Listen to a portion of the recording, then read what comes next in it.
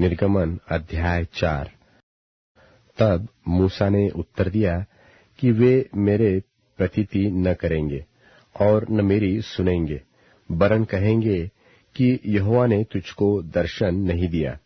यहोवा ने उससे कहा, तेरे हाथ में वह क्या है? वह बोला, लाठी। उसने कहा, उसे भूमि पर डाल दे। जब उसने उसे भूमि पर डाला तब वह सर्प बन गई और मूसा उसके सामने से भागा। तब यहोवा ने मूसा से कहा, हाथ बढ़ाकर उसकी पूंछ पकड़ ले कि वे लोग प्रतीति करें कि तुम्हारे पितरों के परमेश्वर अर्थात इब्राहिम के परमेश्वर, इसहाक के परमेश्वर और याकूब के परमेश्वर यहोवा ने तुझको दर्शन दिया है। जब उसने हाथ बढ़ाकर उसको पकड़ लिया तब वह उसके हाथ में फिर लाठी बन गई। फिर यहोवा ने उससे यह भी कहा कि अपना हाथ छाती पर रखकर ढाप। सो उसने अपना हाथ छाती पर रखकर ढाप लिया। फिर जब उसने उसे निकाला तब क्या देखा कि उसका हाथ कोढ़ के कारण हिम के समान श्वेत हो गया है। तब उसने कहा, अपना हाथ छाती पर फिर रखकर ढाप। और उसने अपना हाथ छाती पर रखकर ढाप लिया। और जब उसने उसको छाती पर से निकाला तब क्या देखता है कि वह फिर सारी देह के समान हो गया है। तब यहोवा ने कहा, यदि वे तेरी बात की प्रतीति न करे और पहले चिन्ह को न माने तो दूसरे चिन्ह की प्रतीति करेंगे। सो यदि वे इन दोनों चिन्हों की प्रतीति न करे और तेरी बात को न माने, तब तू नील नदी से कुछ जल लेकर सूखी भूमि पर डालना, और जो जल तू नदी से निकालेगा वह सूखी भूमि पर लोहू बन जाएगा। मूसा ने यहोवा से कहा, हे मेरे प्रभु, मैं बोलने में निपुण नहीं, न तो पहले था और न जब से तू अपने दास से बातें करने लगा। मैं तो मुंह और जीभ का भद्दा हूँ। यहोवा ने उससे कहा, मनुष्य का मुंह किसने बनाया है? और मनुष्य को गूंगा व बहिरा व देखने वाला व अंधा मुझ यहोवा को छोड़ कौन बनाता है? अब जा, मैं तेरे मुख के संग होकर जो तुझे कहना होगा वह तुझे सिखलाता जाऊंगा। उसने कहा, हे मेरे प्रभु, जिसको तू चाहे उसी के हाथ से भेज। तब यहोवा का कोप मूसा पर भड़का और उसने कहा, क्या तेरा भाई लेवीय हारून नहीं है? मुझे तो निश्चय है कि वह बोलने में निपुण है और वह तेरी भेंट के लिए निकला भी आता है और तुझे देखकर मन में आनंदित होगा। इसलिए तू उसके ये बातें सिखाना और मैं उसके मुख के संग और तेरे मुख के संग होकर जो कुछ तुम्हें करना होगा वह तुमको सिखलाता जाऊंगा। और वह तेरी ओर से लोगों से बातें किया करेगा।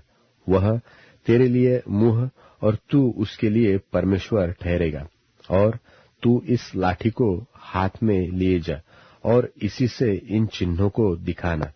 तब मूसा अपने ससुर इत्रो के पास लौटा और उससे कहा, मुझे विदा कर कि मैं मिस्र में रहने वाले अपने भाइयों के पास जाकर देखूं कि वे अब तक जीवित है व नहीं। इत्रो ने कहा, कुशल से जा। और यहोवा ने मिद्यान देश में मूसा से कहा, मिस्र को लौट जा, क्योंकि जो मनुष्य तेरे प्राण के प्यासे थे वे सब मर गए हैं। तब मूसा अपनी पत्नी और बेटों को गधे पर चढ़ाकर मिस्र देश की ओर परमेश्वर की उस लाठी को हाथ में लिए हुए लौटा। और यहोवा ने मूसा से कहा, जब तू मिस्र में पहुंचे तब सावधान हो और जो चमत्कार मैंने तेरे वश में किए हैं उन सबों को फिरौन को दिखलाना, परंतु मैं उसके मन को हठीला करूंगा और वह मेरी प्रजा को जाने न देगा। और तू फिरौन से कहना कि यहोवा परमेश्वर यो कहता है कि इस्राएल मेरा पुत्र वरन मेरा जेठा है, और मैं जो तुझसे कह चुका हूं कि मेरे पुत्र को जाने दे कि वह मेरी सेवा करे, और तूने अब तक उसे जाने नहीं दिया। इस कारण मैं अब तेरे पुत्र वरन तेरे जेठे को घात करूंगा। और ऐसा हुआ कि मार्ग पर सराय में यहोवा ने मूसा से भेंट करके उसे मार डालना चाहा। तब सिप्पोरा ने एक तेज चकमक पत्थर लेकर अपने बेटे की खडली को काट डाला और मूसा के पांव पर यह कहकर फेंक दिया कि निश्चय तू लोहू बहाने वाला मेरा पति है। तब उसने उसको छोड़ दिया और उसी समय खतने के कारण वह बोली, तू लोहू बहाने वाला पति है। तब यहोवा ने हारून से कहा, मूसा से भेंट करने को जंगल में जा। और वह गया और परमेश्वर के पर्वत पर उससे मिला और उसको चूमा।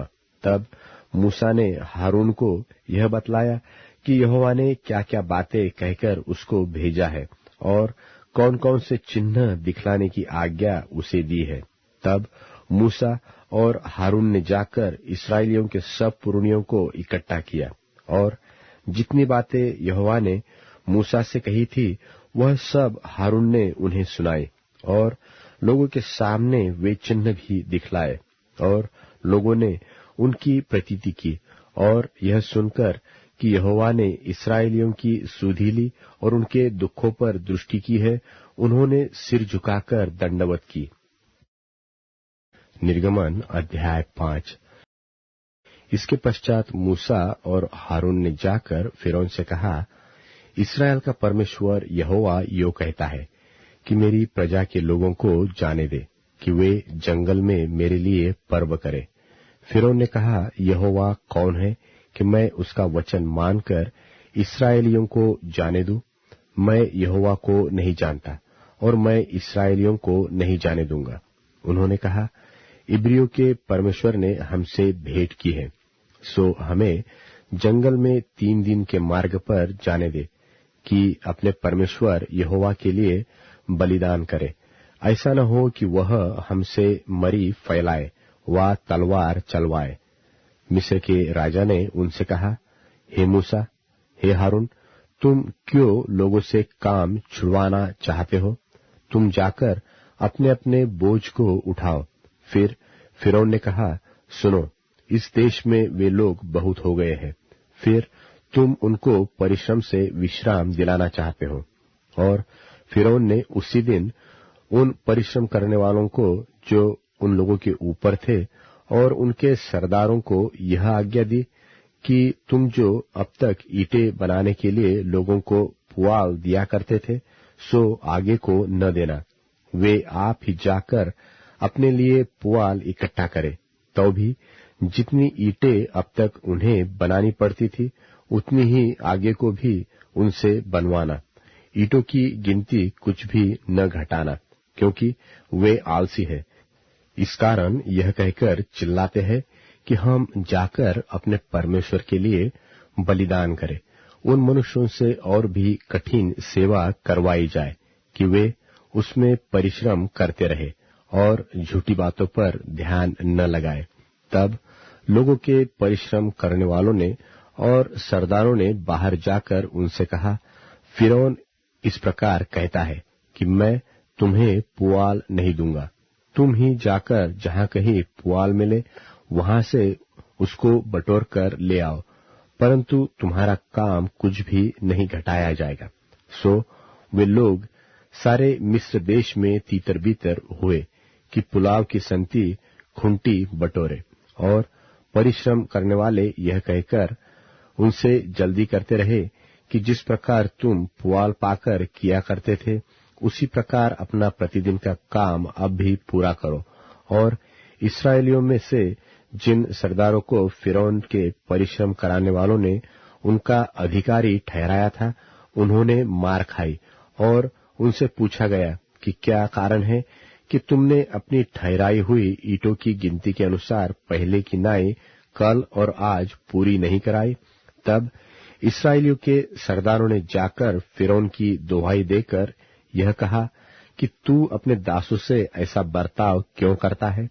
तेरे दासों को पुआल तो दिया ही नहीं, और वे हमसे कहते हैं कि ईंटें बनाओ, ईंटें बनाओ, और तेरे दासों ने भी मार खाई है, परंतु दोष तेरे ही लोगों का है।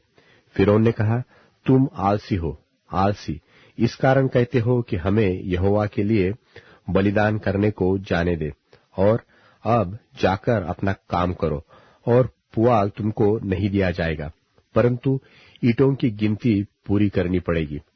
जब इस्राएलियों के सरदारों ने यह बात सुनी कि उनकी ईंटों की गिनती न घटेगी और प्रतिदिन उतना ही काम पूरा करना पड़ेगा, तब वे जान गए कि उनके दुर्भाग्य के दिन आ गए हैं।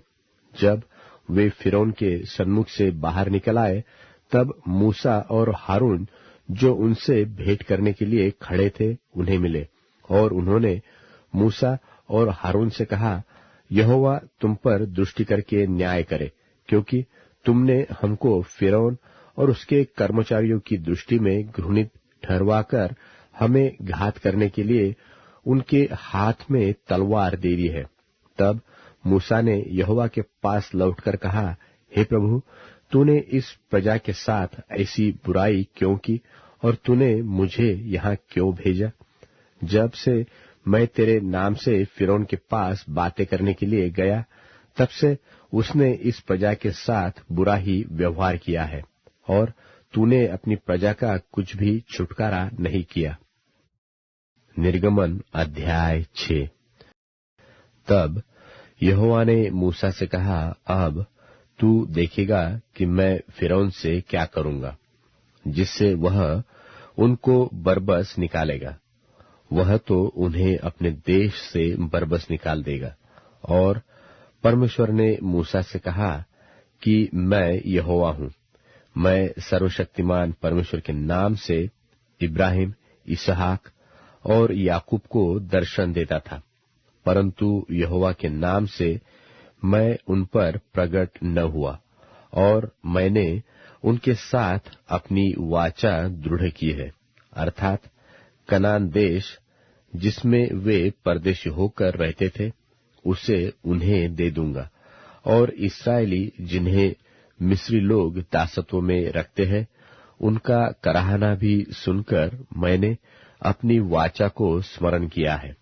इस कारण तू इस्राएलियों से कह कि मैं यहोवा हूं, और तुमको मिस्रियों के बोझों के नीचे से निकालूंगा, और उनके दासत्व से तुमको छुड़ाऊंगा, और अपनी भुजा बढ़ाकर और भारी दंड देकर तुम्हें छुड़ा लूंगा, और मैं तुमको अपनी प्रजा बनाने के लिए अपना लूंगा, और मैं तुम्हारा परमेश्वर ठहरूंगा, और तुम जान लोगे कि मैं तुम्हारा परमेश्वर यहोवा हूं, जो तुम्हें मिस्रियों के बोझों के नीचे से निकाल ले आया।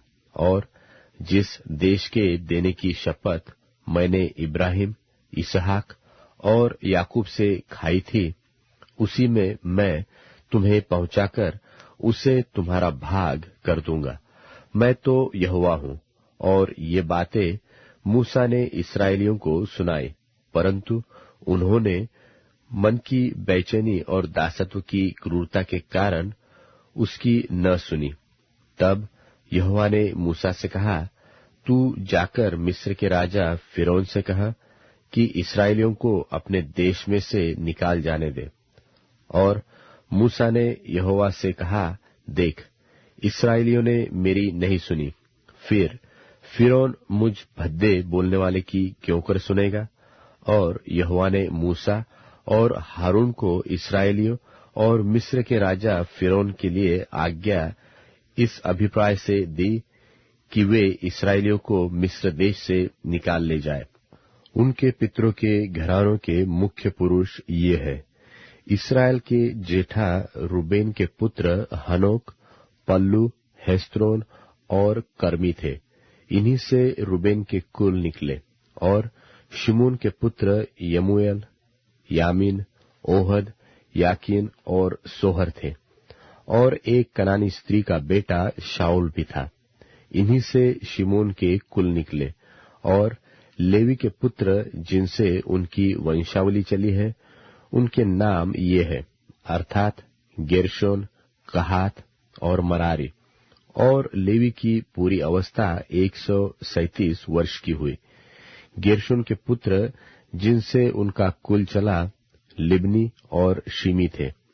और कहात के पुत्र अमराम, इसहार, हेब्रोन और उज्जीएल थे।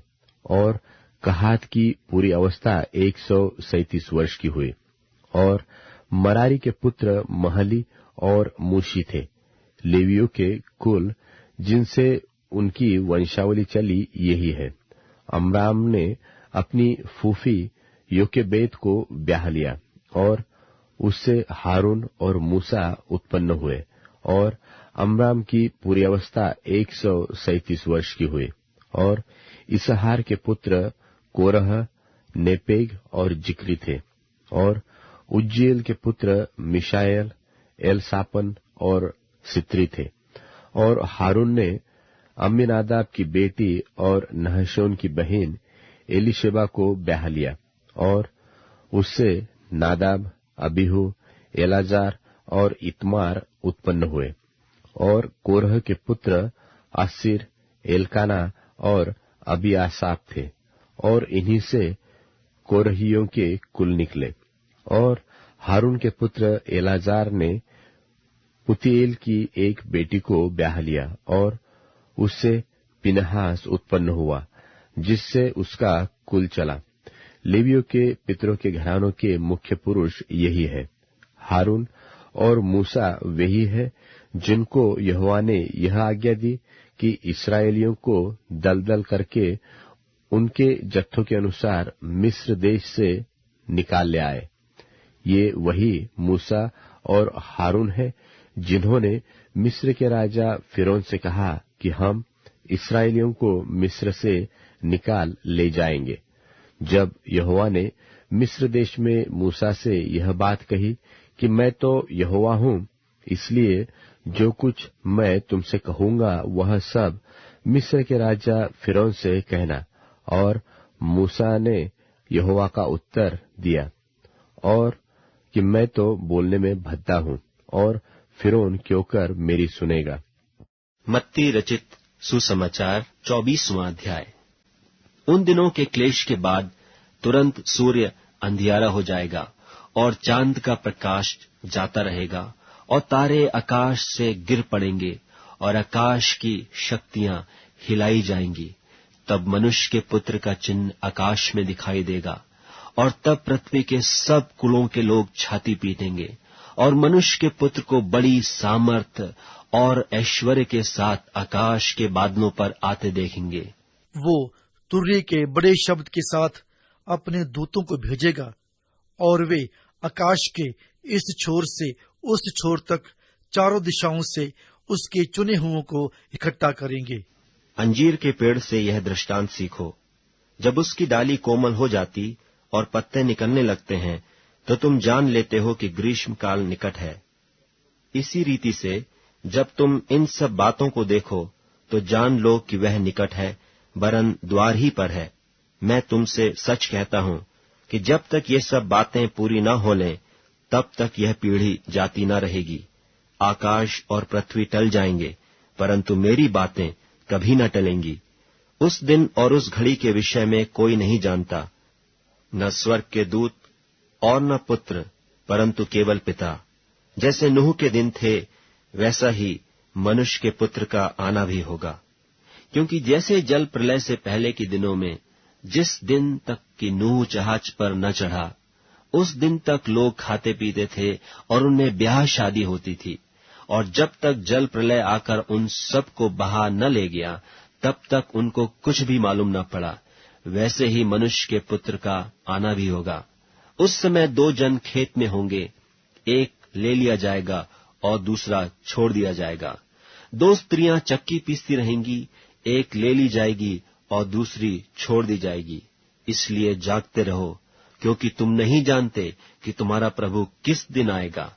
परंतु यह जान लो कि यदि घर का स्वामी जानता होता कि चोर किस पहर आएगा, तो जागता रहता और अपने घर में सेंध लगने न देता। इसलिए तुम भी तैयार रहो, क्योंकि जिस घड़ी के विषय में तुम सोचते भी नहीं हो, उसी घड़ी मनुष्य का पुत्र आ जाएगा। सो वह विश्वास योग्य और बुद्धिमान दास कौन है, जिसे स्वामी ने अपने नौकर चाकरों पर सरदार ठहराया कि समय पर उन्हें भोजन दे? धन्य है वह दास जिसे उसका स्वामी आकर ऐसा ही करते पाए। मैं तुमसे सच कहता हूं, वह उसे अपनी सारी संपत्ति पर सरदार ठहराएगा। परंतु यदि वह दुष्ट दास सोचने लगे कि मेरे स्वामी के आने में देर है और अपने साथी दासों को पीटने लगे और पियक्कड़ों के साथ खाए पिए, तो उस दास का स्वामी ऐसे दिन आएगा जब वह उसकी बाट न जोहता हो और ऐसी घड़ी की वह न जानता हो, और उसे भारी ताड़ना देकर उसका भाग कपटियों के साथ ठहराएगा। वहां रोना और दांत पीसना होगा।